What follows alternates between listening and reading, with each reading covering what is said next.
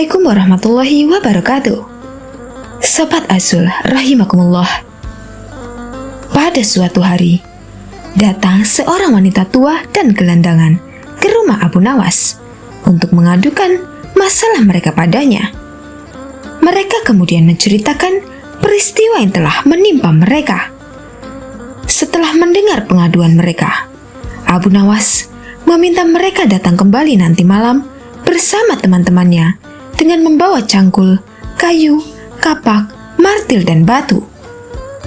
Wanita tua dan pemuda gelandangan itu merasa heran dengan pesan Abu Nawas. Namun mereka begitu percaya kepada Abu Nawas. Mereka yakin Abu Nawas dapat memecahkan persoalan yang mereka alami. Abu Nawas selalu membela orang yang lemah. Mereka percaya karena mereka berada di pihak yang benar. Pada malam harinya, wanita tua dan pemuda gelandangan datang bersama teman-temannya. Jumlah mereka sangatlah banyak. Mereka datang sambil membawa benda-benda yang diminta Abu Nawas. Mereka berkumpul di depan rumah Abu Nawas menunggu perintah selanjutnya. Abu Nawas lalu menyuruh mereka untuk menghancurkan rumah Pak Hakim. Abu Nawas melarang mereka berhenti jika rumah itu belum benar-benar hancur.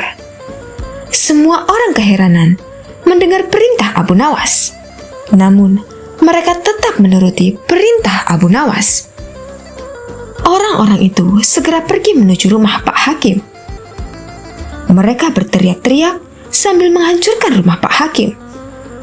Penduduk yang tinggal di sekitar rumah Pak Hakim tampak kebingungan. Mereka bertanya-tanya apa yang sebenarnya sedang terjadi. Penduduk pun berusaha mencegah perbuatan orang-orang itu. Namun mereka tak mau berhenti melakukan pengerusakan. Penduduk akhirnya hanya pasrah dan membiarkan mereka melakukan keinginannya. Pak Hakim begitu terkejut melihat banyak orang ingin merusak rumahnya. Pak Hakim segera keluar dari rumahnya dan menemui orang-orang itu. Pak Hakim sangat marah. Ia menanyakan siapa yang menyuruh merusak rumahnya. Mereka pun memberitahu Pak Hakim bahwa mereka hanya disuruh oleh Abu Nawas.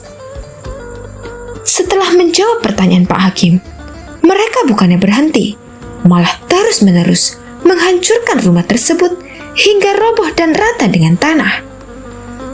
Pak Hakim tak berdaya melawan para perusak rumahnya. Jumlah mereka terlalu banyak. Hatinya sangat dongkol karena tidak ada orang yang membelanya. Ia pun bertekad akan melaporkan kejadian ini kepada Baginda Raja. Keesokan harinya, Pak Hakim pergi ke istana untuk mengadukan kejadian semalam kepada sang raja. Ia ingin raja memutuskan perkara ini dengan bijaksana. Raja pun memerintahkan prajurit untuk memanggil Abu Nawas. Prajurit kerajaan segera menangkap dan membawa Abu Nawas ke istana. Abu Nawas memang sudah tahu akan dipanggil oleh raja. Ia sudah mempersiapkan diri jika ditanya oleh sang raja. Ia pun bersikap sangat tenang. Raja menanyakan apakah Abu Nawas yang menyuruh orang-orang untuk merusak rumah Pak Hakim. Abu Nawas tentu mengakui perbuatannya itu tanpa rasa takut sedikit pun. Raja bertanya mengapa ia melakukannya. Abu Nawas lalu menjelaskan kepada raja. Pada suatu malam, Abu Nawas bermimpi. Di dalam mimpi itu, Pak Hakim menyuruh Abu Nawas untuk menghancurkan rumahnya. Pak Hakim menginginkan rumah yang lebih besar dan lebih indah. Karena mimpi itulah, maka Abu Nawas menghancurkan rumah Pak Hakim. Raja merasa heran. Raja menanyakan apakah ada aturan yang memperbolehkan seseorang melaksanakan perintah dari dalam mimpi. Dengan tenang Abu Nawas menjawab bahwa ia menjalankan aturan yang dibuat oleh Pak Hakim sendiri. Wajah Pak Hakim seketika menjadi pucat mendengar jawaban Abu Nawas. Ia teringat akan perbuatannya kepada seorang pemuda belum lama ini.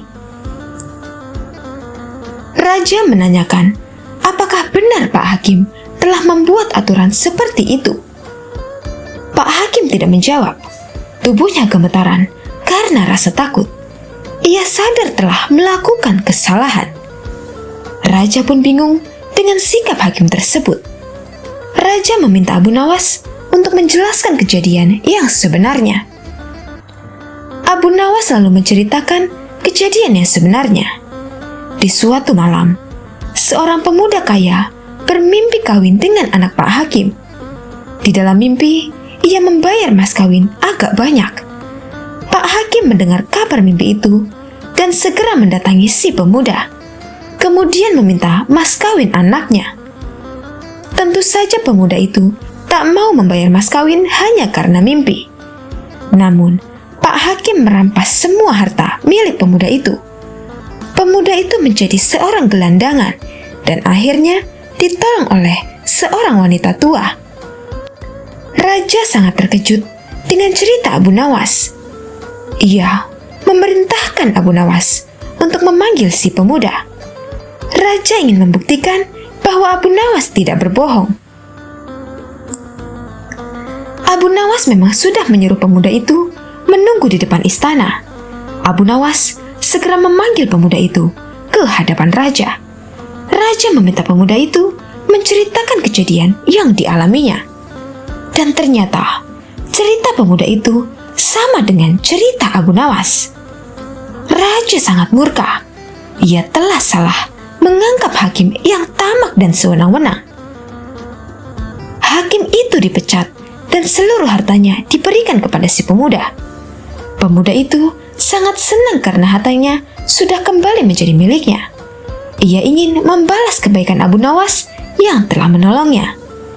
Ia akan memberikan sebagian hartanya sebagai hadiah. Namun Abu Nawas menolak pemberian pemuda itu. Ia menolong dengan tanpa pamrih.